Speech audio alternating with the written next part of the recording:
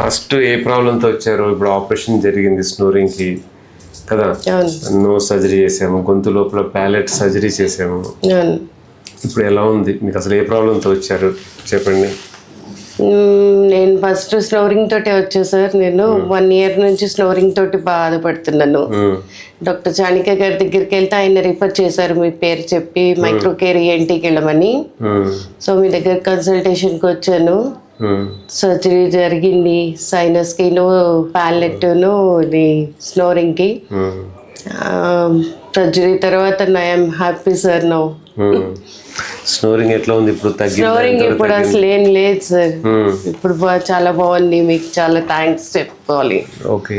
ఇక్కడ palette area అంతా కూడా టాన్సిల్ టు టాన్సిల్ డైరెక్ట్ గా దాని వెనకాల విడ్త్ డెప్త్ 2 పెంచాం అనమాట. దానివల్ల గాలి పోవడానికి స్పేస్ వస్తుంది. మీరు ఇలా వెనక్కి వెళ్ళి పడుకున్నప్పుడు అవన్నీ వెనక్కి పడిపోతాయి, సాఫ్ట్ టిష్యూస్ పడిపోయి ఎయిర్వే బ్లాక్ అవుతుంది. అలా వెలికిలా పడుకున్నా వెనక్కి పడిపోయి బ్లాక్ అవ్వకుండా చేసాం అనమాట. దానివల్ల మీకు స్నోరింగ్ తగ్గిపోయింది. ఓకే. So you're happy? చాలా హ్యాపీ సార్, చాలా హ్యాపీ. మీకు చాలా థ్యాంక్స్ చెప్పుకోవాలి. ఎక్కడ నుంచి వచ్చారు మీరు? నేను ఇక్కడ KPHBలో ఉంటాను సార్. KPHBలోనే ఉంటాను. మీ హస్బెండ్ ఏం చేస్తారు? హస్బెండ్ అకౌంటెంట్ అండి. Okay, good. సంతోషం అమ్మా. చక్కగా మారిపోయింది ఇప్పుడు.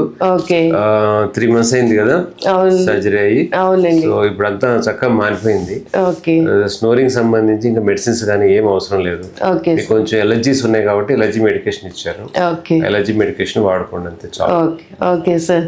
ఓకే, చాలా థ్యాంక్ యూ సార్. చాలా థ్యాంక్ యూ అమ్మా. Thank you very much. Thank you.